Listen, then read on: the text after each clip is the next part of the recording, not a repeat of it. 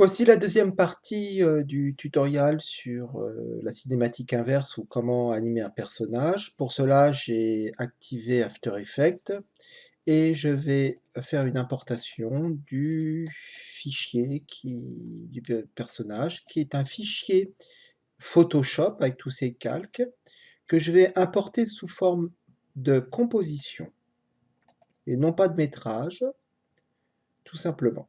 Composition, hein, c'est bien clair. Et je vais toujours faire attention dans les différentes étapes d'ouverture que je suis sur style de calque modifiable, composition. Voilà.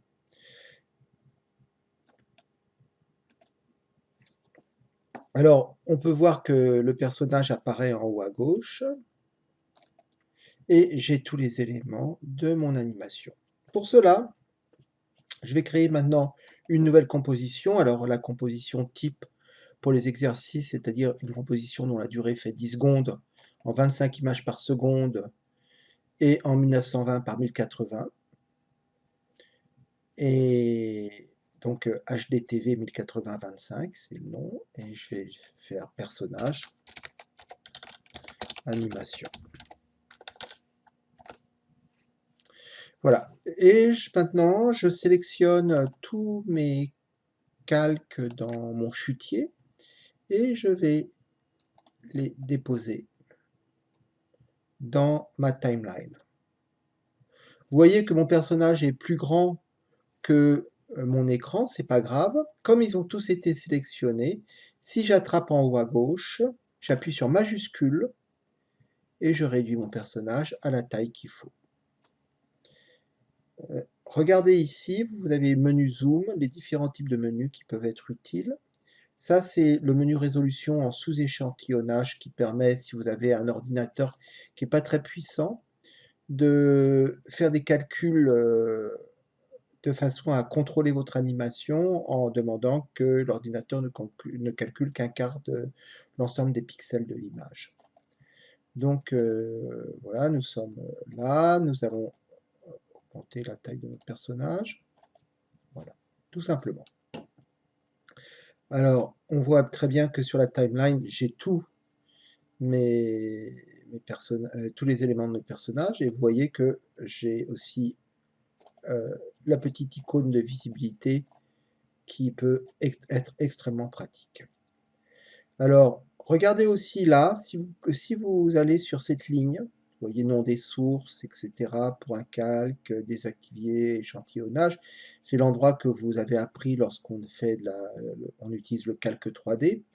Je peux tirer pour avoir le nom complet et savoir ce que je fais. Parce qu'il y a quand même beaucoup d'éléments et vous pourriez être perdu. Alors, le personnage, on va commencer par le bassin. Le bassin qui est... on va pas commencer par le bassin, excusez-moi. On va commencer par la tête qui va être accordée au corps. Donc, je vais me choisir la tête. Là, et je vais relier la tête au thorax. Regardez bien, j'appuie sur l'icône de sélection de parents. Et voilà, on a le thorax. Donc si je bouge maintenant le thorax,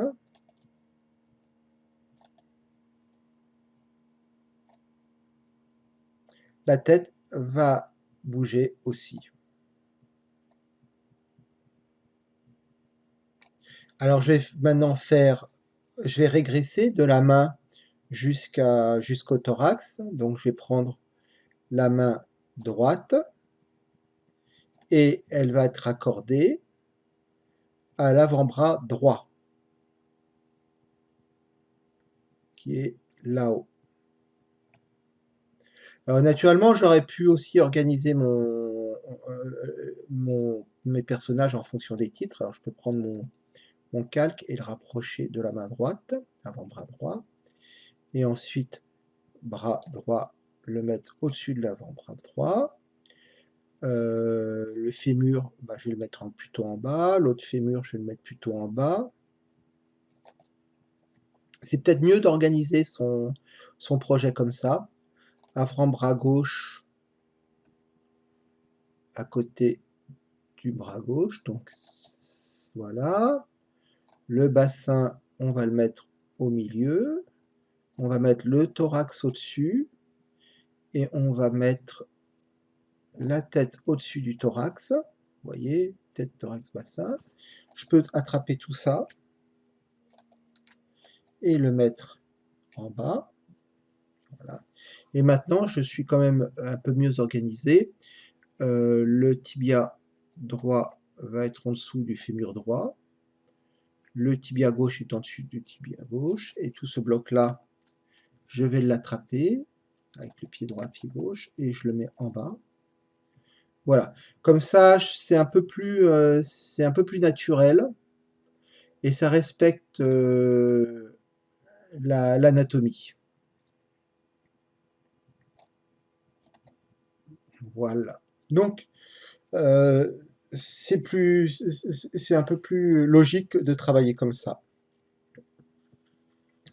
Donc, la tête est dépendante du thorax et maintenant le thorax, eh bien, il va être attaché au bassin. Donc, je vais cliquer sur le bassin et je vais le mettre en lien avec... non, je vais cliquer le thorax et je vais le mettre en lien avec le bassin. Voilà. Et maintenant, je vais pouvoir régresser en partant de la main jusqu'à l'épaule. Main droite, avant-bras droit. Voilà. Avant-bras droit, bras droit.